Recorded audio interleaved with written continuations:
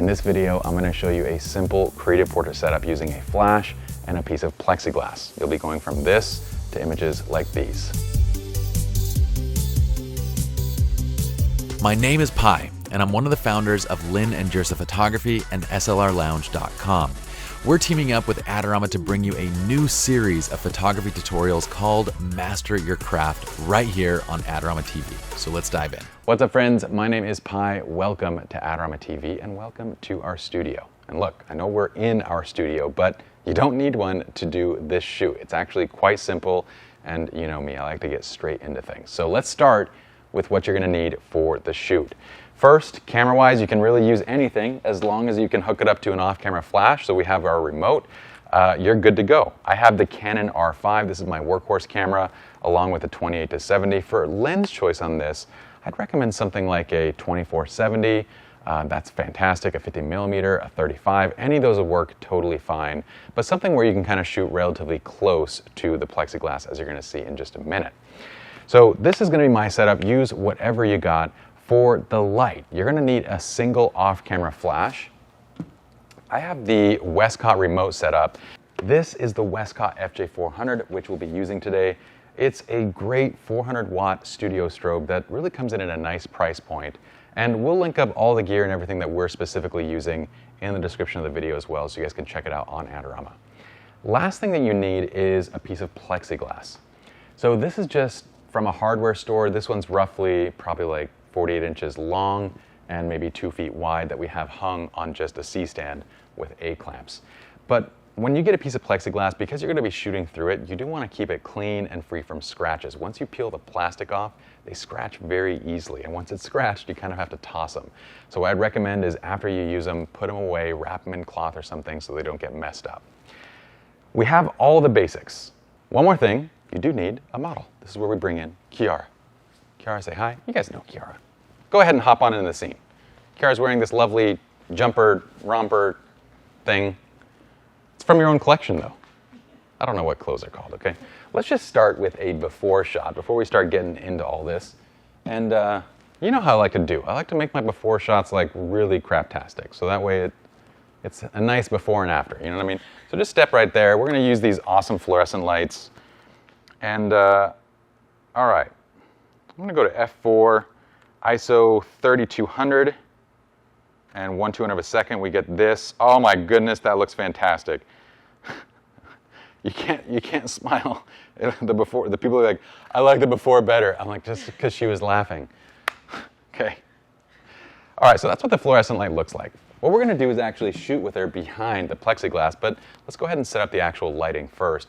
Compositionally, we're going to go for something similar to what we just had. We're going to kind of shoot like this, going through the plexiglass, and I can work in and out, kind of getting closer, going further, but roughly we know kind of compositionally this is what we're working with. That part's really easy when we're in the studio.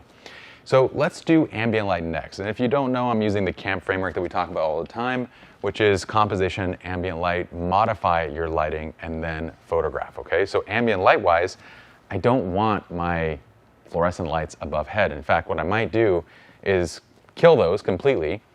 Okay, now we're good. Can you guys see okay? Can they see okay, Bia? Nod if it's a yes. Let's go ahead now and modify. So, actually we didn't dial in our ambient light. So now we're gonna dial in the ambient light. I'm gonna go to 1/200 f4. What I'm trying to do is get my ambient exposure dark so I don't see any of the lights coming through, and that's great. It's pitch black. Perfect. Okay, modify. I'm gonna place my FJ400. This is gonna be our light source for today. This is a nice little 400 watt second strobe that is quite portable, battery operated. Comes in at a great value. No, I was not paid to say that. I'm not paid to say any of the things that I say. I mean, other than just the fact that I'm a host who gets, you're like compensated to make content and whatnot, but no, I don't get paid specifically for the words that are coming out of my mouth. I feel like it's important to say this kind of stuff. I don't know what I'm doing right now other than just messing around with this light. I'm gonna place it right here. It doesn't matter too much the height of this because we're bouncing off the wall. And look, this is where I know you're going, well, I'm not in a huge studio like this, and I'm going, well, it's not really that big of a studio. I'm just kidding. It's a decent sized studio, but you can do this literally anywhere. I've done this in my home, in my apartment, in my garage. You can do it anywhere because you have white walls. So all we need to do is place a light source sort of behind and bounce it around the place. You can have the plexiglass and do it anywhere you want to do it.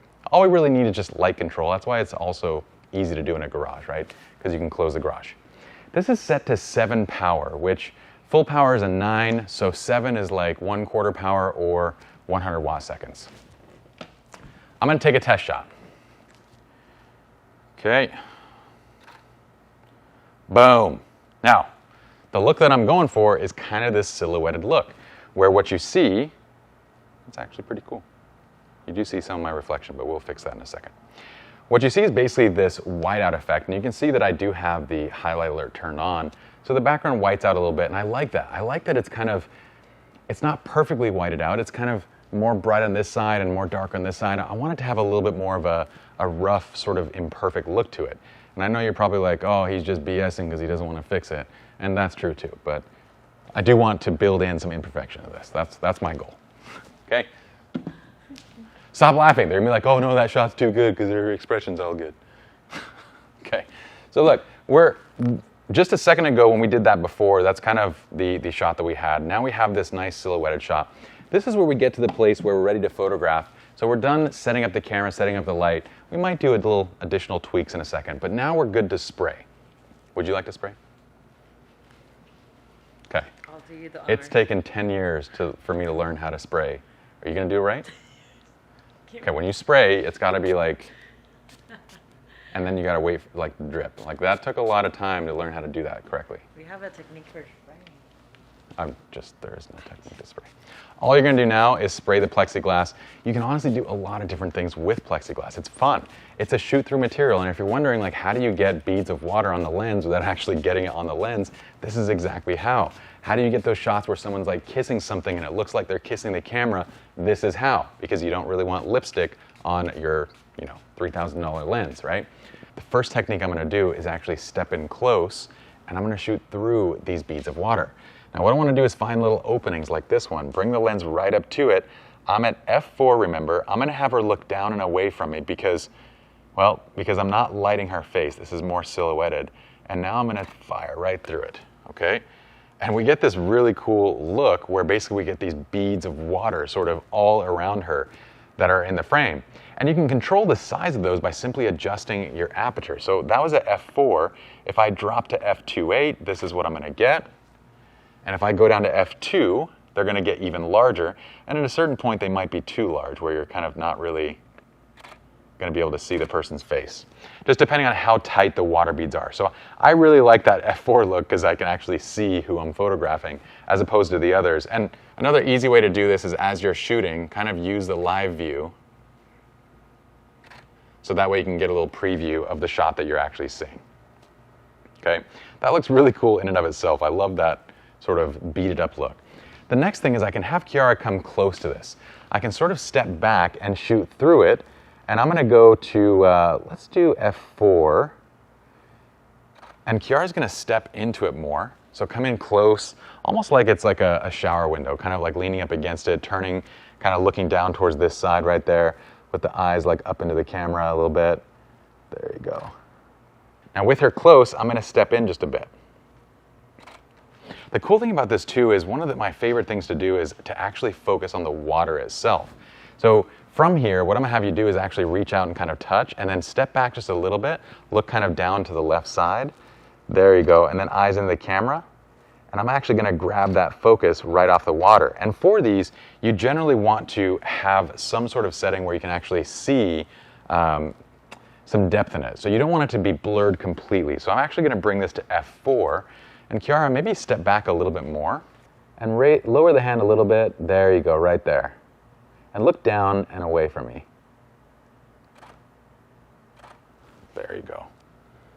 And we get these really cool shots where like the hand is kind of in focus and it sort of drops out of focus in the back. We can even just have you step back a little bit more and kind of give me a pose where we see like the form and figure. Looking kind of down to that side and bring the hands all the way up. Yep. And then we're going to focus in on the water itself.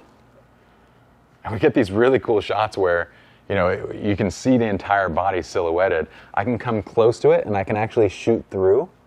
So I can do that same thing that we were doing earlier, finding a little spot,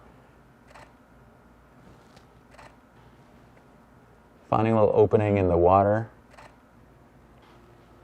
And that looks awesome. I love those.